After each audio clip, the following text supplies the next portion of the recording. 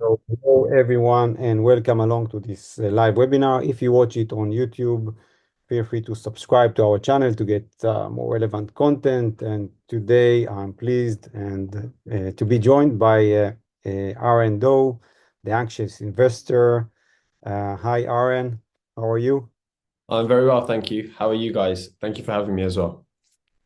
All is great. Yeah, we are very excited from this evening. Today, basically, first we want to hear a bit from you about your background experience Mhm. and some tips that in terms of property sourcing and deal analysis. And Mhm. we will do some kind of a live deal analysis together on the Sure. Lendlord platform.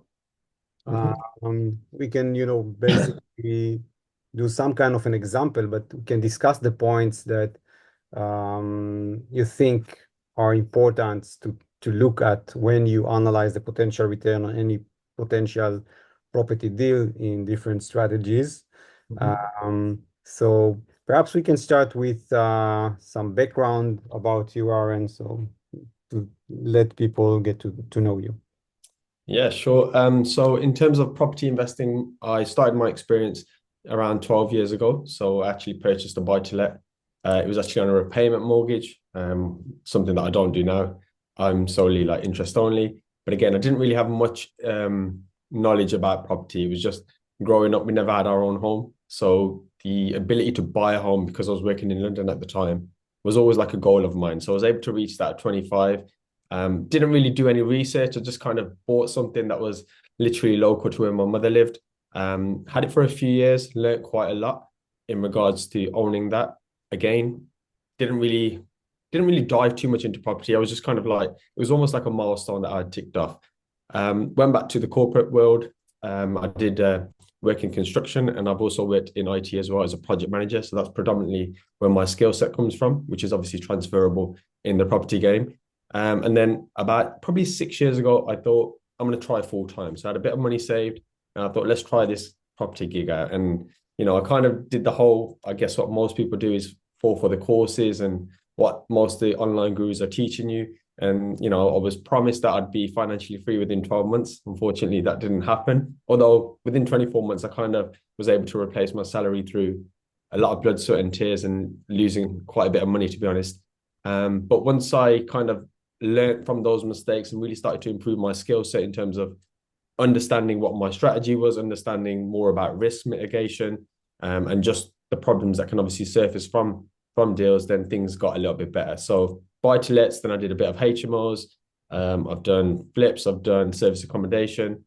18 months ago, I built two homes in my local area. I've done commercial conversions and planning uplifts as well. But a lot of the latter stuff that I've done, like the more where the ROI is higher, but obviously the risk is obviously higher as well with that. I've just been able to kind of surround myself with the right people, again, kind of utilizing project management skills, and then just making sure everything's all in place. Yeah, I think that the thing about project management is so important because we see it also from our bridging activity on the lending side that you need to be very planned. You need to be with some management skills or try to obtain some management skills. Because if you take, let's take the strategies of flip, buy to sell, or Mhm. BRR, that you need to do some kind of a refurbishment in order to increase value. um, Timing is a key and cost is a key. So basically, you need to be very precise and planned and also take into account different scenarios, the worst case scenario as well, and make sure that you have backup plan for everything. Absolutely. So yeah, I think it's good for you that you had this in your background because it's an Yeah. advantage.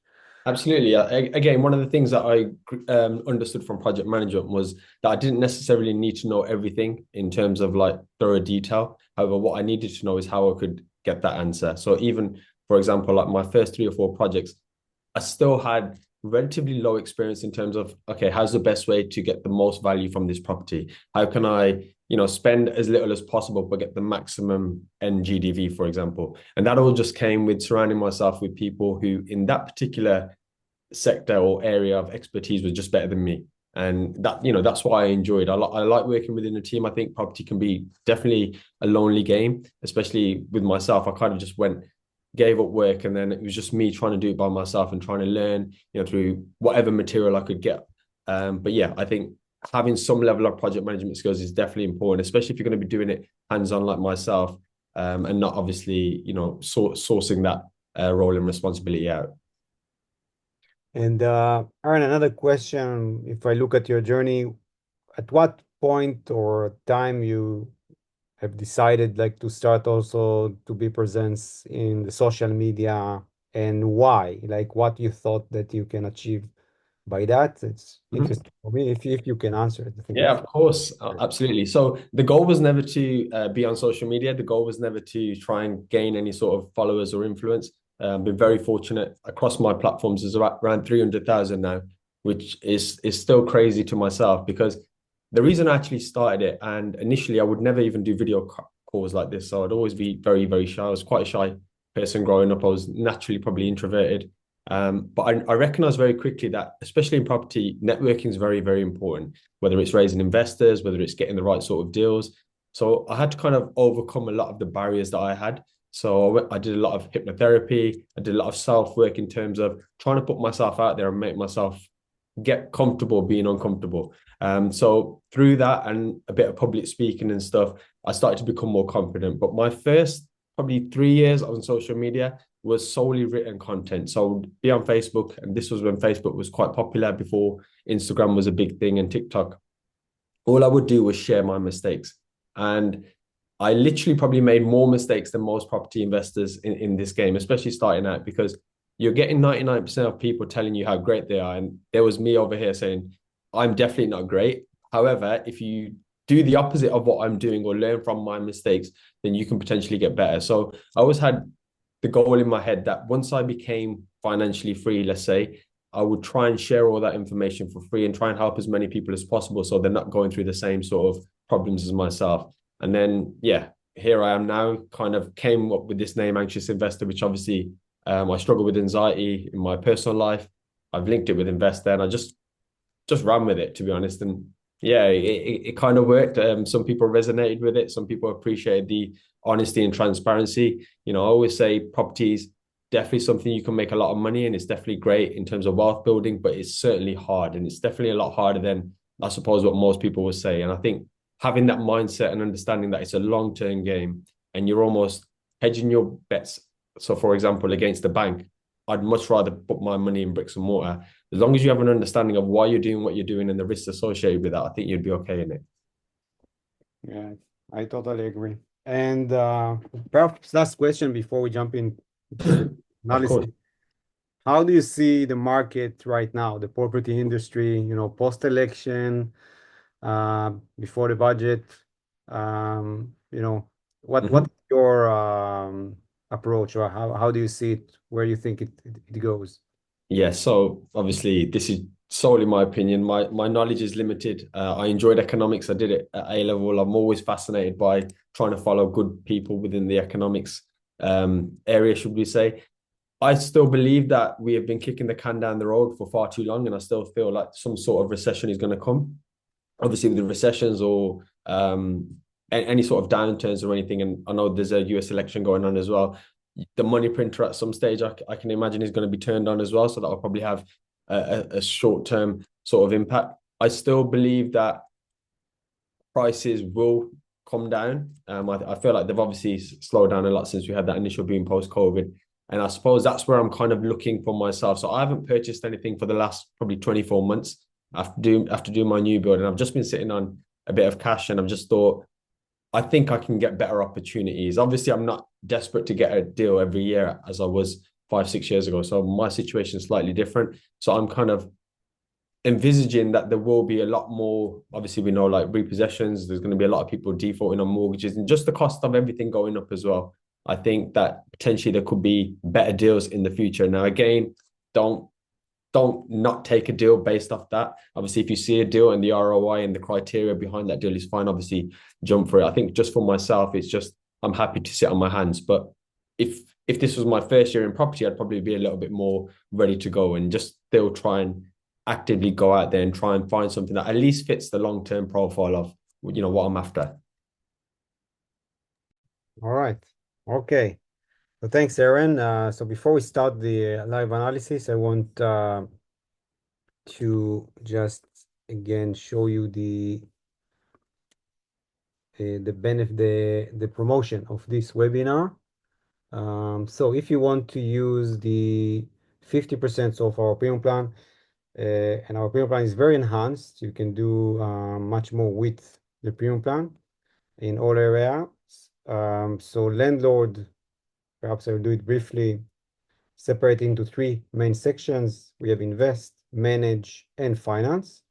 On the invest side, you can source properties in different ways. You have properties from auction houses, from agents in the on-market properties, and you can also perform special search and perform sourcing alerts. So the sourcing alert is part of the premium plan.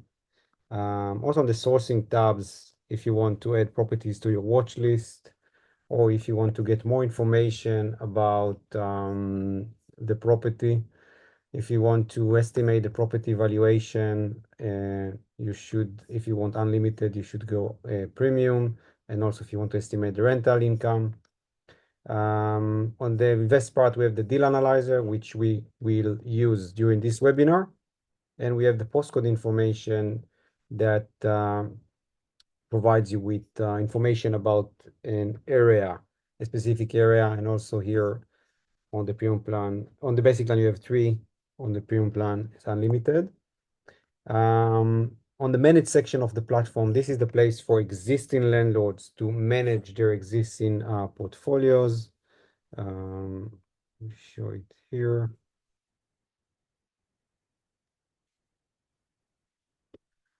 I will just switch to a different demo account. So for existing landlords, the manage is a great place to manage all of their data about their properties. You can get tasks created based on due dates, but also you can create your own tasks. You can manage documents. It's also part of the premium plan. You can manage your tenants and tenancies. We have many videos on these functionalities, so I will not drill down now. You can also manage your income and expenses and more. And the third section is the finance side. And here you can find options for buy-to-let mortgage slash remortgage or for bridging finance, and you can manage your applications online. And to get the benefit of the premium plan, go to your settings page or click on the link that, sorry, if you can put it again on the chat. You can see the plan details. So if your premium is okay, I will go from here, settings, click upgrade. Then in this pop-up, you can see the link add coupon. So click on it, and then on the coupon code field, enter Aren webinar and click apply, and you will get 50% off for the first year only. The second year, it will go to £99 for the entire year. So yeah, you can apply during this webinar time and get this benefit. So before we start the analysis, if you have questions, feel free to put them on the chat. We will have a session for question and answers in the end. So Aaron, let's start with the deal analyzer. This is a new version. We released it a few weeks ago. And this is basically what we try to do with this deal analyzer is to do some of the work for you, for the users. So we just ask you very few data items. And in the background, the platform will use its own defaults based on some models. But of course, you can tweak and change and adjust the information to get the results more accurate to your needs. So we have three different strategies that we support: buy to let, flip, and BRR. Aaron, perhaps we can explain like the differences if you want perhaps to start like shortly between buy to let, flip, And Yeah, absolutely. Yeah, so the buy to let is what I'd just call investing in terms of you normally, generally speaking, you put 25% down as a deposit. In terms of how you get the mortgage, it requires the rent to be a sufficient amount. So every mortgage company will have something. There might be different terms for this, but let's say rental coverage, for example. So if the rent is sufficient enough to cover the mortgage, then that's predominantly how buy to lets actually work. But the 25% that you'd put down, that's kind of like your skin in the game, essentially. And it's as simple as you put 25% down, you then rent it out to obviously a tenant, and then you just hope that that tenant is a good person. And then in terms of flips, that's obviously a trading. So if you are ever setting up, just segueing ever so slightly, if you're setting up ever limited companies and stuff, just be mindful there's separate SIC codes for like a buy to let and a flip as well. One's trading, which is flipping, and one's obviously holding, which is buy to let. And then in terms of flips, that's probably the stuff you predominantly see on Homes Under the Hammer, where you buy something, needs a bit of work, you renovate it, you do something to it in order to add value, and then you sell it for a profit at the end. And then buy, refurbish, refinance, rent, which is probably my favorite one and the one that I stick to the most, is it's a little bit of both, to be honest. So you when you're looking at the numbers, you want to try and make sure the numbers look a bit like a flip. So you're buying something generally below market value or where you can add sufficient value. Um, Buying it with cash is obviously the best way because normally a lot of them are habitable. You then add value through a renovation, through a title split, through adding rooms, for example, and then you get that revalued at the higher amount that you would normally probably flip it on for. And then essentially what you do is you'll pull out a 75% mortgage on that, and then you'd be a landlord and it work as a buy to let. Only the benefit with it is you've managed to kind of recycle your cash. And if you do that right, you can, let's say you start with 50,000, you might be able to pull out 40,000, or in some cases, you might even be able to pull out all your money out after the 6 months or the 12 months afterwards. So that's normally like the most exciting one. It means you can grow your portfolio a lot quicker as well, as opposed to a buy to let where, generally speaking, it could take you anywhere between 6 to 12 years, depending on obviously where you buy. yeah, that's okay. Great explanation. So let's start. Perhaps let's do perhaps BRR because I think BRR actually combining both strategies, flip and buy to let. So you Absolutely. start with some kind of a flip because you need to purchase a property, perform refurbishment, and then instead of selling the property, this is what you would do in the flip strategy. You get a refinance for a buy-to-let long-term mortgage and get a tenant inside and start receiving rents like a buy-to-let strategy. Mhm. Of course, you can still keep, if you don't want to refinance and you have enough cash to do it with cash, you can also do it like this. But if you want to leverage, usually you use a mortgage. So perhaps we can start with an example. Um, we can put a random address because it's just example, but if you want, Aaron, we can try something that in terms of the era that you're more Yeah, familiar with. sure. I'm happy to run through one that I've done many years ago if you want. So We do it WS10, DRR, yeah, Aaron? yeah, PRI, yeah. Yeah. So So WS10. this is the postcode. Can you start with the Oh, number? sorry, 21 Foley Street. That's Foley Street. It's in Wednesbury, that one. Third one down, second one down. This one? That's the right one, yeah. All right, perfect. Then, so we are going to do PRR. So what was the purchase price when you Uh, purchased the property? 96,000. Six. Refurb, how much you Uh, spend? 15,500. Yeah. With Lendlord, by the way, you can create schedule of works. I would show how you can do it to get the breakdown of the cost, and you can download as a PDF and share with others. Another great feature is the get estimation. So if you want to understand, so that we took the 93 square meters, I think, automatically. Do you remember how many bedrooms were this apartment? Like when you purchased it, I don't know Yeah. if you extended So when I to. purchased it, it was 2 bedrooms, and then I made a third bedroom afterwards. All right. So in order to estimate the purchase price, I would put so we put the two bedrooms, and it was in what was the interior finish quality? Is average, below average when you purchased it? So it wasn't bad actually. It was just dressed up as if it was Halloween. And when I purchased it, it wasn't Halloween. So the person living there had just Ah, literally put like scary stuff all over it. It had like purple wallpaper and stuff. But I mean, you could live there if obviously that's your thing. But I'd probably say average, average. All right. It was just very unique. Yeah, but now I see that I'm not on the premium account, so I'll do it quickly on the premium account. 1 second. Uh, to get the estimation. This is BRR. It's a 96, 15,500. Um, get estimation. So we said it's 2 bedrooms. Let's put average. Then I click estimate. So here basically you will get some kind of indication about the price of this property, the value of this property based on the parameters that you put. Um, yeah, perhaps prices went up in this area, but it's suggested 135.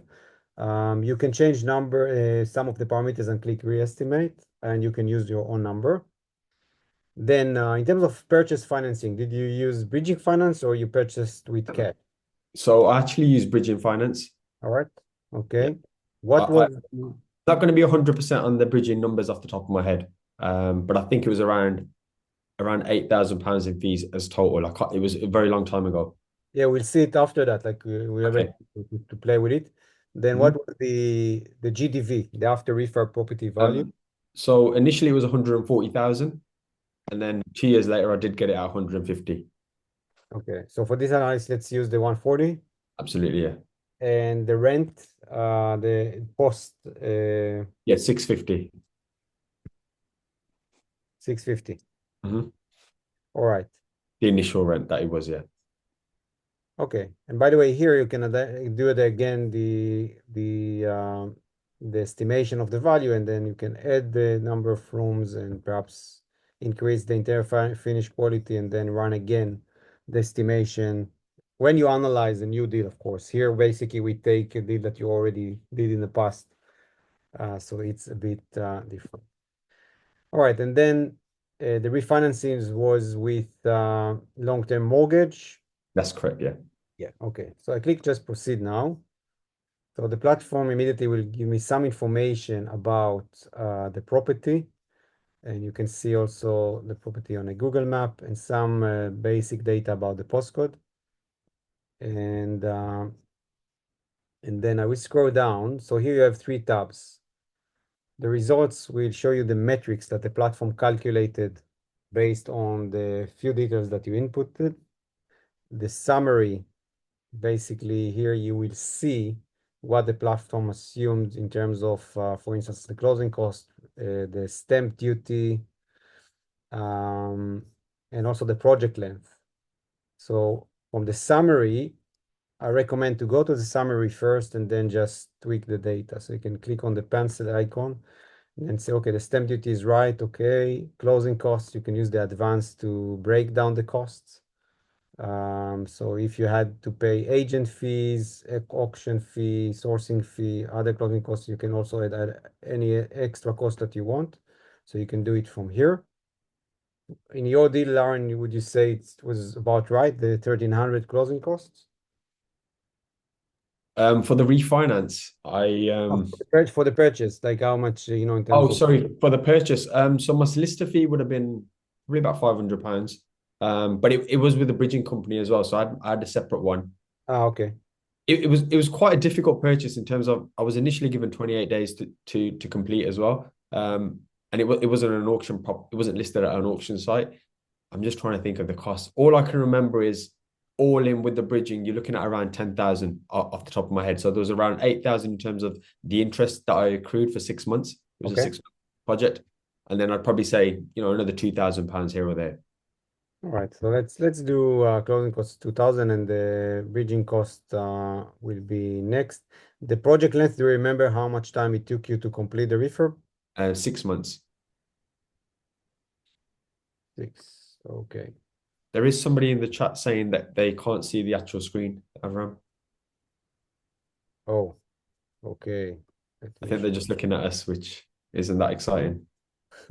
Now you can see. Hopefully they can see it now. All right. You can see, Aaron, like you see the summary. As in I can see, yeah, I can see everything, yeah. Okay. Okay, so purchase financing. So here basically you will put the bridging line finance terms. So here basically we put 75%, monthly it was 0.93, but today it can be higher. I don't know if you remember how much you paid there. Off the top of my head. I mean, I can get those figures if obviously someone's It's interested. not so it's not so important, yeah. Okay. And all right.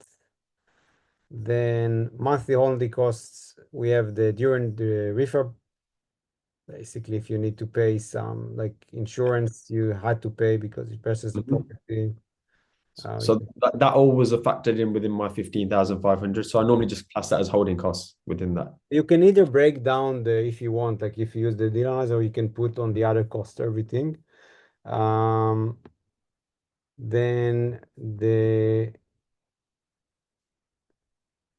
after refurb value, we said 140K, the property value, 650 was the rental income. Then the mortgage that you took for to refinance was 75%. It was 75%, yeah.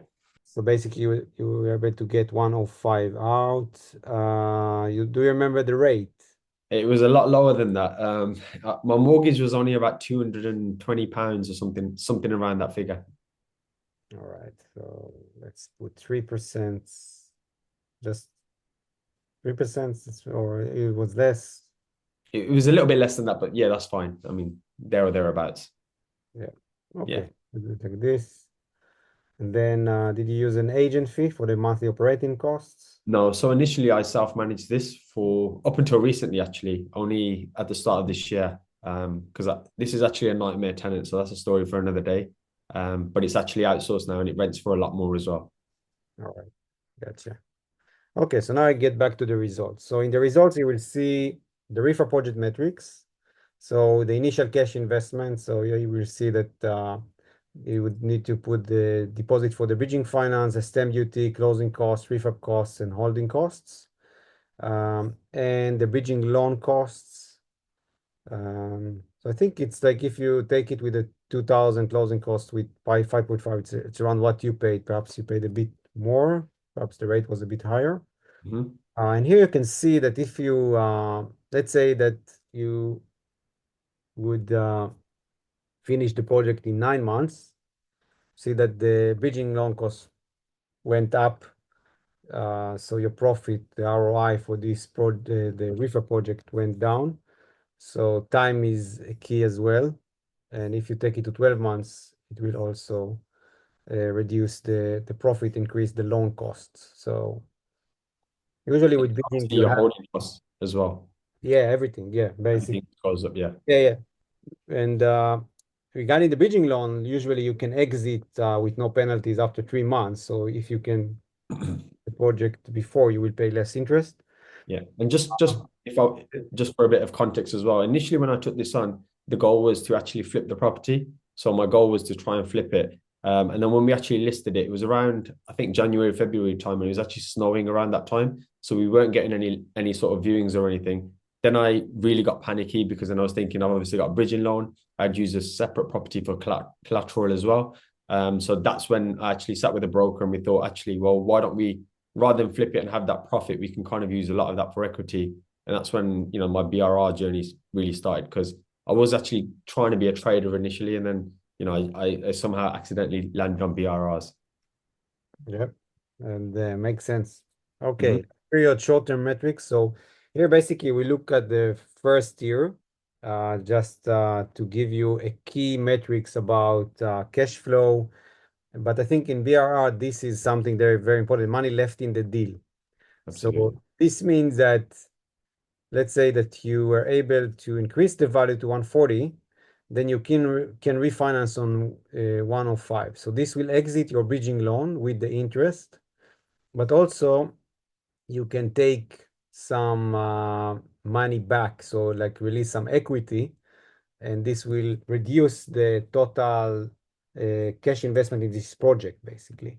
So this metric, money left in the deal, means that approximately 17K, this was your investment. I don't know if this is exactly your number, but Yeah. in this analysis, this is after you refinance your own money in this deal was 17K. And here you can play with those sliders, okay? So you can see that if I need to offer to bid the higher price, what it will do to my metrics, and if I will be able to increase the property value, let's say to 150, this will also increase the ROI, will also reduce the money that I need to leave in the deal, etc. So, and also you can play with, of course, with the leverage. If I take less leverage, what it will do to my metrics. Okay, so yeah, let's continue. Then now we speak about the long-term metrics. So here we take holding period. So the default is 10 years, but you can do the analysis for 15 years or for 25 years. And here you will find the default. Let's do 10 years just for this example. The default scenario, this is something that the platform calculates. And we take into account 95% occupancy rate, 2.5 yearly inflation rate, 1% property value appreciation, and 1% rental value appreciation. I think 1% is too low. So you can edit the scenario, and here basically you can say, okay, so I assume 4% property appreciation, 2% rental appreciation, and see how it basically impact your metrics. So you can see what will be your long-term ROI. And Aaron, here basically we calculate it based on money left in the deal. So let's say that eventually you've ended up with 12.5K. Mm-hmm. Then on that for 10 years, you like with this property appreciation and the cash flow over the years, the return will be 150. Mm-hmm. Then you can create best case scenario and worst case scenario. So in the best case, you can say, okay, 98% occupancy rate, 7% appreciation, property appreciation, 4% rental appreciation, and very low inflation, for instance. But you can create also a worst case scenario. And you can say, okay, let's say your occupancy rate will be only 90%. Let's say almost no property appreciation, no rental appreciation, and very high inflation rate. And then you can see how this will impact your metrics. Here, because it's a BRR and you did a great job, you increased the value. Yeah, I took it to 150 to 140. Then basically in BRR, you can see how the long-term returns are if you take them on your capital that you have deployed eventually, can be very high. Basically, even on the worst case, I can see very high IRR and the long-term ROI based on the cash investment that you eventually need to put in the deal. So yeah, so you can manage the scenarios. You can create different scenarios and basically make decisions based on that. And the last thing I will show, and this is something new. Now it's a tab, the postcode information. So you just need to click on the postcode information tab, and you get some statistics about this area. You can see how many properties right now on the market, the average yield, average days on market. You can take a look on the 5-year capital growth year over year, some rental stats, what are the average property asking prices in the area based on property type. You can take a look on comparables and some statistics about local crime, elections, schools, commute method, and age distribution. Aaron, what is your take about postcodes area? How important it is in this strategy of BR? So eventually, you need this property uh, Mm-hmm. for lead purposes. Yeah, it's paramount in terms of its importance because you need to know who your end demographics are, like who are the people that are going to either be renting in your property or potentially buying it if, for example, you try and flip it. So every property deal that I do, I always try and have two exit strategies. So I'm always trying to think worst case scenario, would it still work for the worst case? And by that what I mean is if I'm trying to rent it out, initially I need to understand who are the demographics.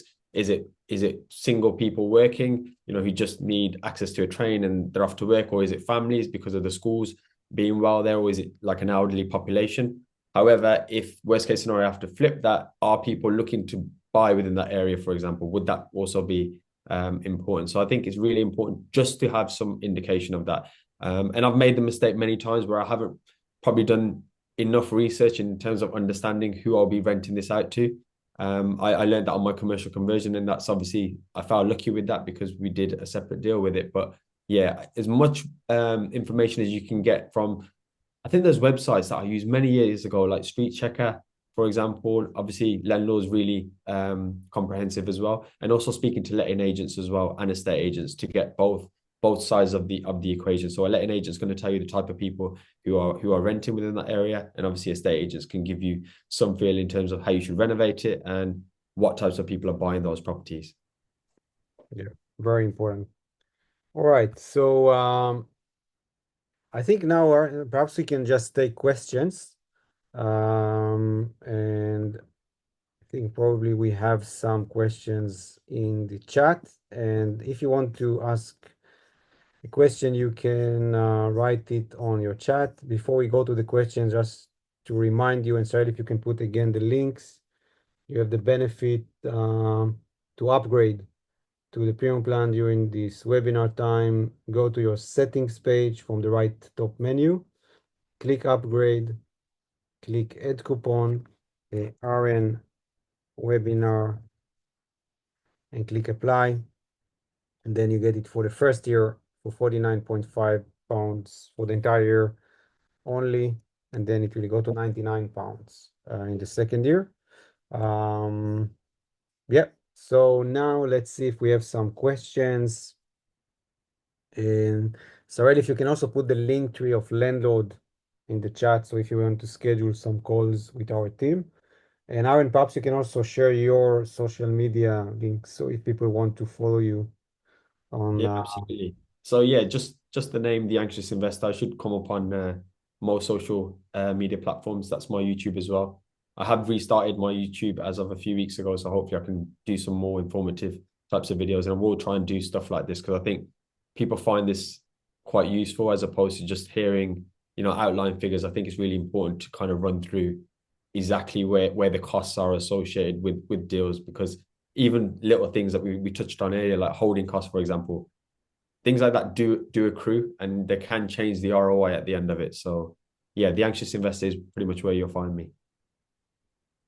thanks, Aren. Okay, so we'll go from the last questions. Okay, Royal asked, things under postcode information to add to improve is, for example, flood information and employment demographics. Noted. Sorry if you can take some notes. This is something that you can do. Okay, Adriana. Okay, what is IRR, internal rate of return? What does that metric mean relative to property? So the way we look at IRR is basically it's a long-term metric. It takes into account the property appreciation over the years, but it also takes into account the net cash flow. So for instance, if my net annual cash flow is 10K, and in the long term, I can see also the development of my cash flow. So you can see it can go up. It really depends. The net cash flow depends on two main parameters. One is the income, which is the rental income, and the other side is the expenses, which are the mortgage payments mainly, but also the other costs, management fees, insurance, maintenance, service charge, ground rent, if you have all of this stuff. So eventually you have net cash flow, but you also have the property appreciation over the years. So the IRR basically takes those two together. Perhaps you will just use like a very good example. So it's not all the time 42%. Usually, I think IRR, I would expect to see it around 12 to 15%, or 20 even. Correct me if I'm wrong, Aaron, what you look for, but basically it takes it factor in the property appreciation and the net cash flow over the years, and it also takes into account interest rates, etc.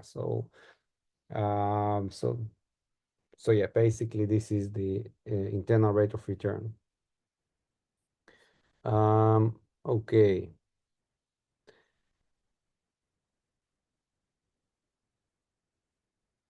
Sorry, also if you can help me with the questions, I just need to go over the chat. I'll take perhaps the last ones again. There's one from Hassan. Shall I answer Yeah, yeah, that? yeah, yeah, sure. Yeah, Yeah. if you can read, Hi, read. Hassan. Yeah. So the question was, how did I fund the new builds? Did I use bridging or development finance? And then there's a question that kind of goes towards you, Avram, about does Lendlord offer finance products for new builds? So how I actually financed this was quite unique. So we had bought a site where we did there was two NHS buildings.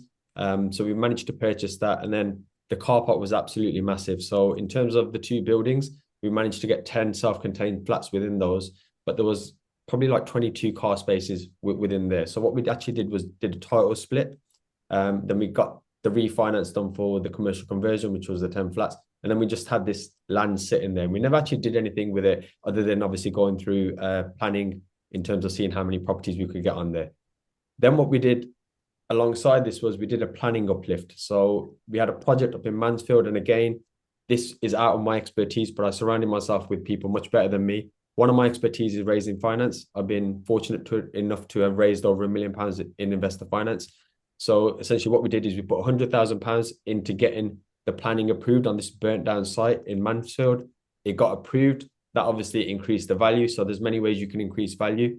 And then that 100 grand turned into 250 grand.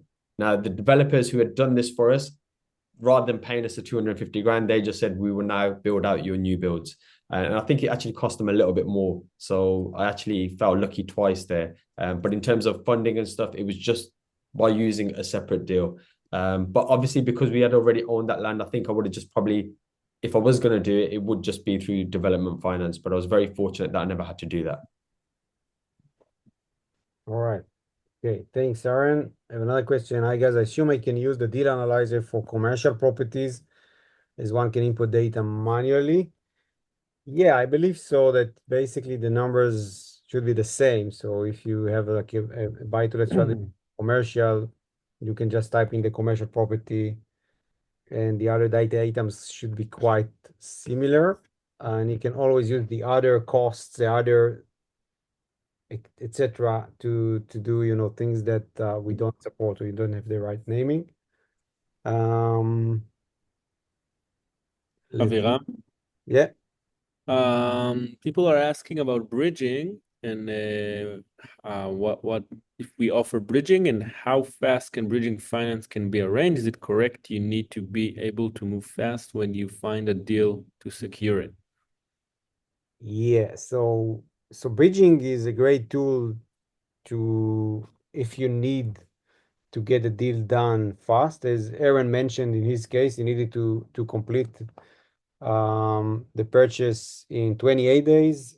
So for instance, if you go to an auction, depends on the auction house, you have a certain time, it can be between 28, I think, perhaps to 56 or I don't know, but usually it will be short time to basically to complete the purchase. And then you need funding. Not all the time you can get a mortgage because it really depends if you don't have time to get a mortgage or if the property needs some refurbishment to get a mortgage. Um, so then you either can use bridging finance or purchase the property with cash. So bridging can be faster than obtaining a mortgage, and usually it can go up to 75% of the purchase price. Lendlord also has an option for bridging finance. So for each, if you go to the sourcing tabs of Lendlord, and you can see some potential terms for bridging, and then you can click proceed and start a process to get indicative terms for bridging. So we can, here you will find options to go to up to 75% LTV. And depends on the market value. There are cases that will go even above the purchase price based on market value. And yeah, it's a quick way to get indicative terms, and then you can continue the process in a digital way. Also on the deal analyzer, when you analyze a new deal, you just need to push the button, finance this deal. So after you enter all the data and tweak it, click finance this deal, and then the platform will find you options for mortgage, remortgage, and we have a live feed with live products. And you can start a process to get a mortgage illustration. You need to basically to enter some details, and then you will get in 24 hours a mortgage illustration uploaded to your account. And when you submit an application, you can also see all the steps through completion. You can review a mortgage illustration online, your mortgage offer when it's ready. So a digital journey to get a mortgage with many, I think it's almost all of market buy-to-let lenders. And same goes for bridging finance. So bridging is a short-term loan. It will be more expensive, but it's a great tool if like it's kind of a replacement for cash, but it's again more expensive than a mortgage. So you need a clear and valid exit strategy. And mortgage, it's the standard finance tool for buy-to-let properties. So you can find both on Lendlord. All right.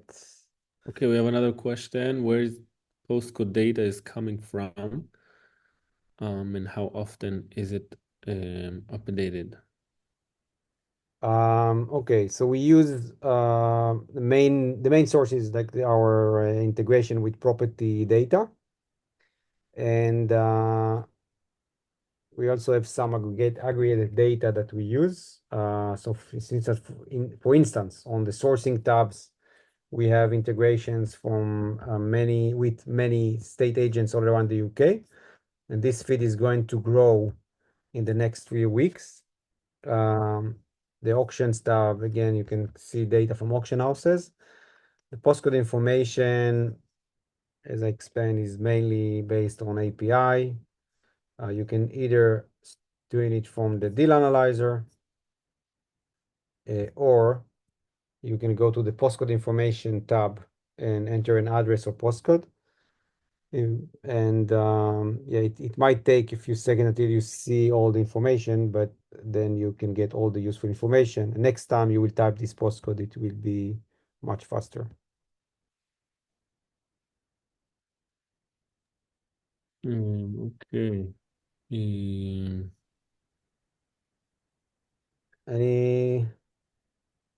Any other questions? Um, All right. So yeah, before we end this webinar, I will show you again how you can get your benefit for 50% off.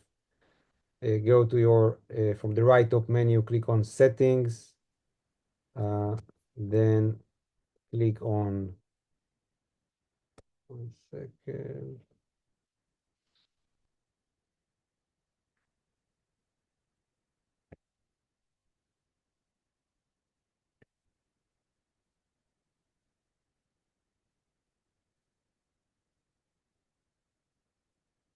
No, I don't have the account now.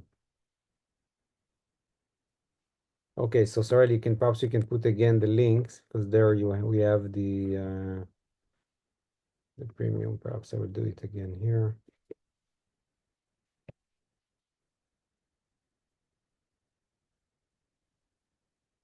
All right. So go to your settings page, click upgrade. In this pop-up, click add coupon, enter Aren webinar, click apply, and you will get the 50% off for the first year. And you can enjoy extra benefits using our premium plan. All right. So thanks everyone. And Aren, thanks for joining. Thanks for having me. Great and helpful as always. And if you want to reach out to the team, feel free to use the links that Sarel put. Perhaps we can put it again. or use the chat box that we have in the app with suggestions, feedback, bug reports, everything that you want to say. You can follow Aren on his social media, The Anxious Investor, and we will see you in the next webinar. Aren, thanks again, and You're see you welcome. everyone. Thank you all for tuning in, guys. Thanks.